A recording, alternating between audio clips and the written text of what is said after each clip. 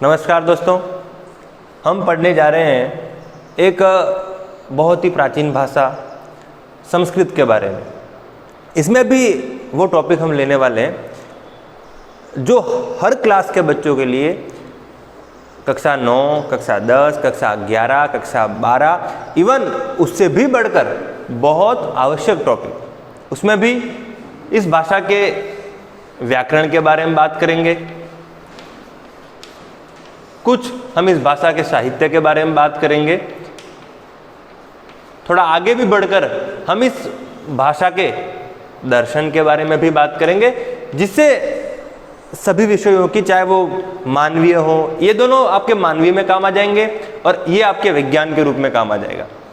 इन सब के बारे में बात करेंगे। लेकिन फिर भी जब ये एक भाषा है तो इस भाषा के आरंभ में ये भाषा काम कैसे करती है, भाषा चलती किन नियमों के आधार पर है, उन नियमों को जानना किसी भी छात्र के लिए बहुत अनिवार्य है। और ये पूरा प्रोग्राम, माई स्मार्ट स्कूल नाम का यह प्रोग्राम बच्चों को ध्यान में रख करके ही डिज़ाइन किया गया, जिससे बच्चे शीघ्रातिशीघ्र अपने घर पर और बहुत सरल रूप से इस पूरे इंफ्रास्ट्रक्चर को जान सकें। क्योंकि इस भाषा के बारे में इतना हुआ बना हुआ है कि ये इतनी कठिन है, इसे विशेष वर्ग के लोग ही पढ़ सकते हैं, ऐसा कुछ भी नहीं है, सबसे सरल है। बस जिस प्रकार गणित है उसके अपने टॉपिक्स हैं, उसकी अपनी एक ट्रिक्स है, कैसे कैसे उसमें स्टेप बाय स्टेप जाना है, ऐसे ही इसमें भी आपको स्टेप बाय स्टेप जाना है। आपको भाषा के नियमों के बारे में पता है, दैट मीन्स आपको व्याकरण के बारे में हल्का कुछ पता है, तो आप जो इन दोनों में शब्द आएंगे उनको बहुत आराम से समझ पाएंगे। उनमें इतना डरने जैसा कुछ भी नहीं है।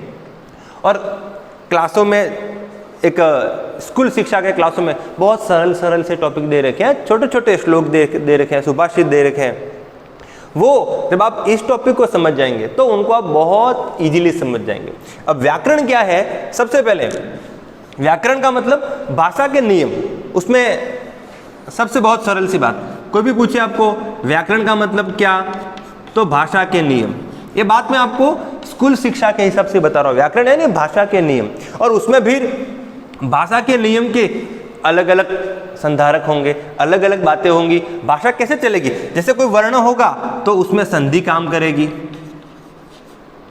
कोई शब्द होगा उसमें समास काम करेगा। जैसे अपन यहाँ लिख लेते हैं, संधि यानी वर्ण का द्योतक है, फिर समास यानी शब्द का द्योतक है।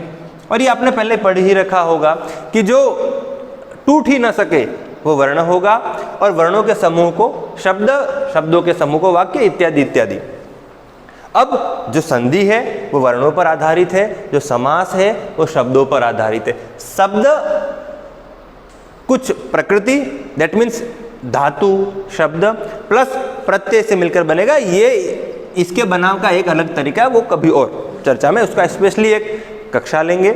लेकिन यहाँ हम केवल एक टॉपिक को पहले लेंगे, संधि और समास। आपके मन में ये कतई नहीं, आप जानते हैं हमारा शरीर है, ये हिस्सा जो है ये जॉइंट्स है, जॉइंट्स यानी संधि है, जिसके माध्यम से दो शब्द जुड़ते हो, दो वर्ण जुड़ते हो, उसे हम संधि कहेंगे।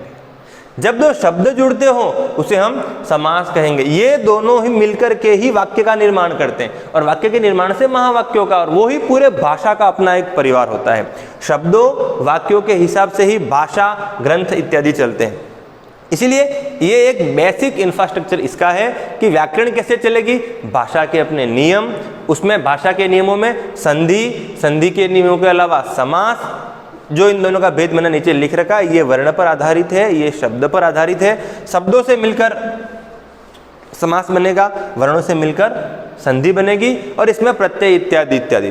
दूसरी बात, साहित्य जो है वो इन नियमों के आधार पर, चाहे तो कवि की कल्पना हो, चाहे तो ऐतिहासिक घटना हो, चाहे तो कुछ ऐसे पुरातात्विक साक्ष्य हो जिनके आधार पर इतिहास भी है और कवि की कल्पना भी है, इसमें विविध ग्रंथों की बातें होती हैं। और फिर आर्ट्स नाम की जो चीज़ है, कला नाम की जो चीज़ है, उस पूरा का सृजन यहाँ से होता है। चाहे आप बॉलीवुड ले लो, चाहे आप हॉलीवुड ले लो, चाहे आप संगीत को ले लो, चाहे आप नाटक को ले लो, नाट्य को ले लो, किसी को भी, और चाहे वो किसी भी भाषा में हो, चाहे हिंदी में हो, चाहे संस्कृत में हो, चाहे अंग्रेजी में हो, लेकिन उनका मूल आधार इसी साहित्य पर टिका हुआ है, और उसके फिर भाषाओं के आधार पर उसके अपने अपने लेखक हैं। दूसरी बात, साहित्य हो गया। दर्शन को देखते हैं। आपको पता होगा कि 6 दर्शन है, लेकिन उन 6 दर्शनों के अलग अलग सब्जेक्ट्स हैं और उन सभी दर्शनों का मूल आधार विज्ञान है। ऋषि मुनियों ने अपनी न केवल तपोभूमि और केवल अपने महान परिश्रम के द्वारा इस महान सब्जेक्ट का सृजन किया है। दर्शन, उसके भी कुछ पॉइंट्स अलग अलग कक्षाओं में देखने को मिलते हैं और जिसमें आप विज्ञान की भाषा में देखें तो चिकित्सा आ गई, भौतिक यानी फिजिक्स आ गया, केमिस्ट्री यानी रसायन आ गया, और विद जितने भी एंगल से अलग कितनी शाखाएं चिकित्सा की विज्ञान के हमें मिलती हैं, उन सभी शाखाओं का आधार ये दर्शन है। इस दर्शन से विविध प्रकार के सिद्धांतों का आविर्भाव हुआ है। तो इसको आप देखो, ये मूल कला समझना आपको चाहे तो आप समझ लीजिए साहित्य यानी मूल कला, जिसमें नाट्य, नाटक, ग्रंथ इत्यादि आ गए।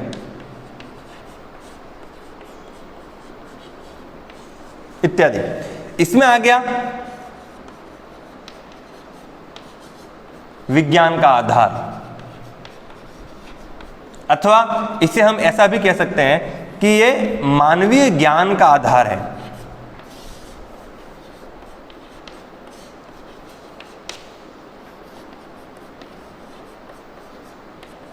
इस पर पूरा संसार काम करता है, इस पर प्रति मानव का जीवन काम करता है। एक मानव कमाता है, क्यों कमाता है? संतोष के लिए, शांति के लिए, अपने जीवन में आनंद के लिए वो यहाँ काम करती है। आप इससे मैं एक सीधी बात कहूँ, आप टीवी देख लीजिए, टीवी जो है उसका आधार साहित्य है।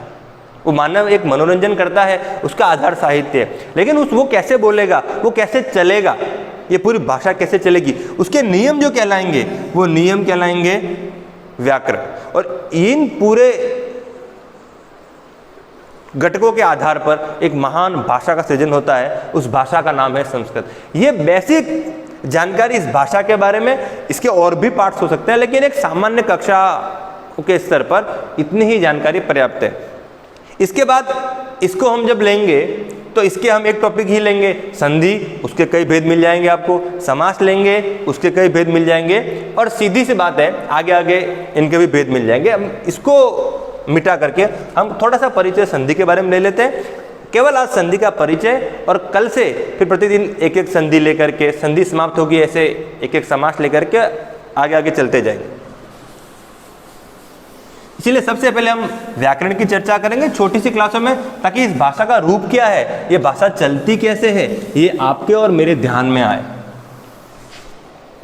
बहुत सरलतम है, ये कठिन नाम की चीज इसमें है ही नहीं। लेकिन कोई रास्ता जब आप जा रहे हो, आपको जब तक उसके बारे में पता नहीं है तब तक आपको लगेगा और मैं कैसे चढ़ूंगा इस पर्वत पर। लेकिन आप हल्का सा भी चढ़ गए, फिर आपको एक ग्रामीण भाषा में कहो तो एक छोटा सा वृक्ष मिलेगा, एक पादप मिलेगा, उसको पकड़ोगे तुरंत आपका पांव ऑटोमेटिक गति कर जाएगा। उसी प्रकार से आप छोटे से एक पादप को पकड़िए, आपका पांव ऑटोमेटिक गति करेगा। जैसे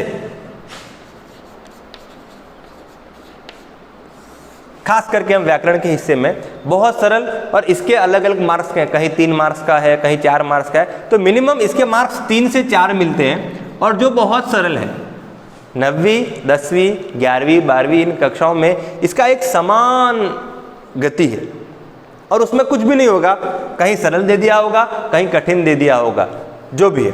आगे देखते हैं। पहले मैंने आपको बता ही दिया, संधि का अर्थ ही होता है जोड़ना। जैसे हमारा शरीर में, जैसे हम कहना चाहेंगे तो इंग्लिश में से हम जॉइंट्स भी कह सकते हैं। दूसरी बात, संधि किसे जोड़ेगी? संधि जोड़ेगी 2 वर्णों को। एक सामान्य लेवल पर, कक्षाओं के स्कूली शिक्षा के लेवल पर, वर्णों को आप अक्षर भी कह सकते हो, जो और न टूटे। जैसे आप जानते ही हैं कि आपने पहली दूसरी कक्षा में वर्णमाला पढ़ा होगा। कोई एक वर्ण बताइए, बोले क, कोई एक वर्ण बताइए, बोले ख, इत्यादि इत्यादि। जो अकेले हैं वो सब वर्ण कहलाते हैं। और फिर इसे हम और अलग कर सकते हैं, लेकिन आप इतना ही समझिए कि क एक वर्ण है, ऐसा, ठीक है। और आपने देखा होगा वर्णमाला में अ से चालू होती, अभी एक वर्ण है, कभी एक वर्ण है, उसका और हम डिवाइडेशन करें और उसको भागित करें तो उसमें फिर स्वर अलग होंगे, व्यंजन अलग होंगे, इत्यादि इत्यादि। तो यहाँ मूल जो बात है, जो अकेला है वो अक्षर कहलाएगा, वही वर्ण कहलाएगा सामान्य लेवल पे। दूसरी बात, संधि वो कहलाएगी जहां दो वर्ण मिलेंगे, दो वर्णों के मेल को संधि कहते हैं।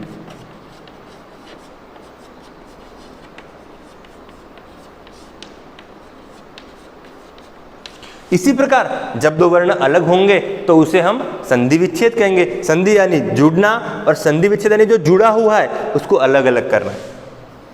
दो वर्णों या अक्षरों, इसमें आप संकित न हो जाएगा, वर्ण और अक्षर लगभग एक ही बात है।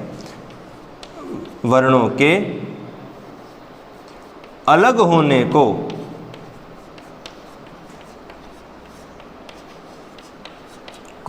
संधि विच्छेद कहते हैं।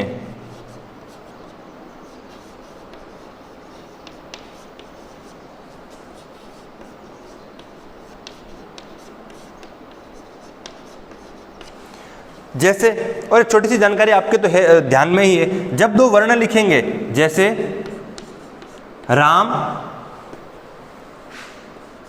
सीता, ये दोनों शब्द है। इसी चीज को आप ले लीजिए अक्षर के रूप में, जैसे ये वर्ण के रूप में, ये अ और ये अ, ये वर्ण, ये दोनों शब्द हैं,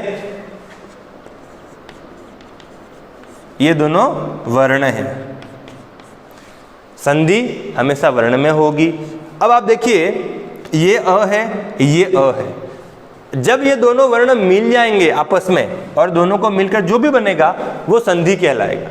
लेकिन जब ये दोनों वर्ण अथवा वो एक वर्ण अलग हो जाएगा तो यही चीज क्या कहलाएगी? संधि विच्छेद कहलाएगी। बहुत सरल।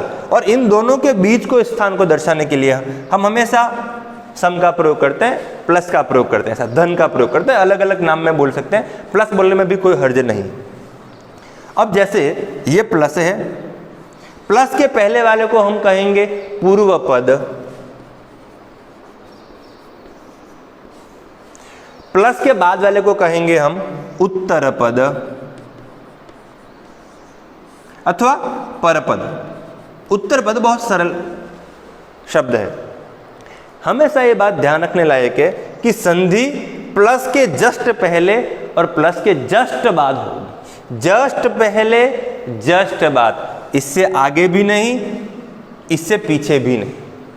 हमेशा संधि प्लस के जस्ट पहले, प्लस के जस्ट बाद होगी। यदि यहां संधि होती है राम और सीता में तो प्लस के जस्ट पहले यहां होगी, राम में नहीं होगी। यदि होती है तो यहां होगी और प्लस के जस्ट बाद स अथवा सी में होगी। इससे आगे चाहे आप कितना भी लिखिए संधि नहीं होने वाली। संधि में मूल क्या है?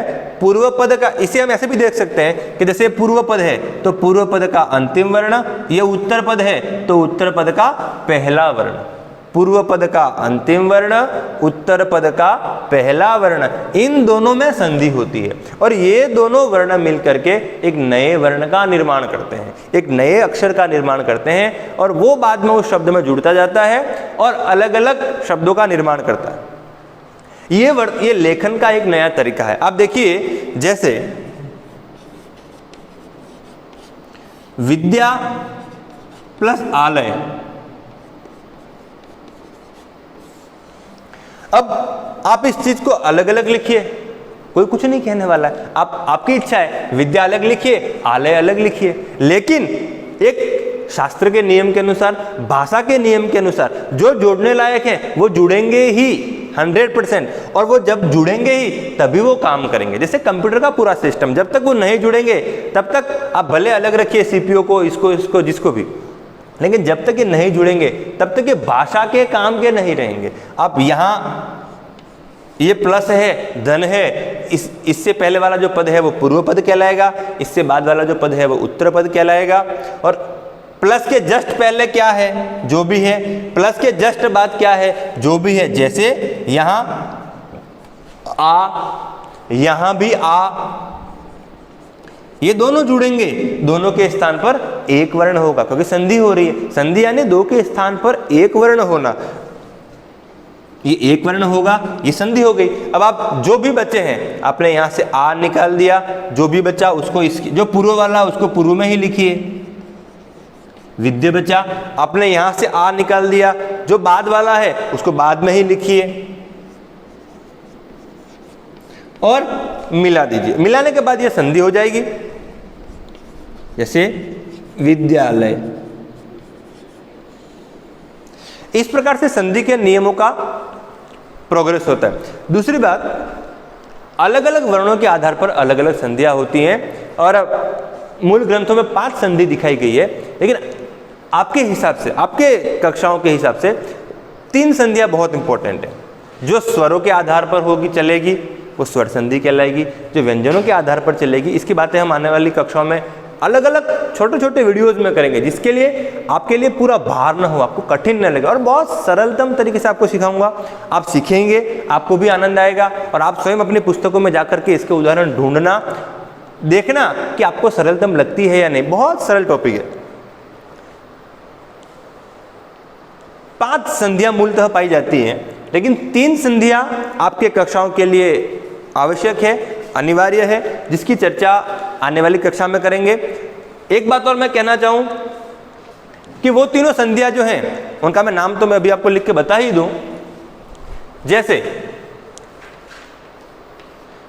एक संधि का नाम है स्वर संधि,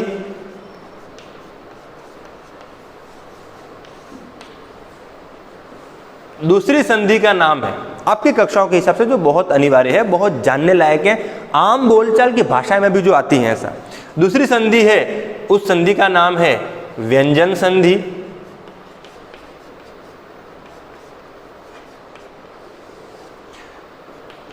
तीसरी संधि का नाम है, पहली स्वर संधि, दूसरी व्यंजन संधि और तीसरी विसर्ग संधि।